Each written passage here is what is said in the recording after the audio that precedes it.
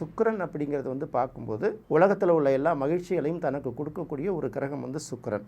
சந்திரன் அப்படின்னு பார்க்கும்போது பெண் தன்மையில் ஒன்று அழகு, இன்னொன்று வந்து சுண்டி இழுக்கக்கூடிய ஒரு அழகு அப்படின்னு சொல்கிறோம்ல.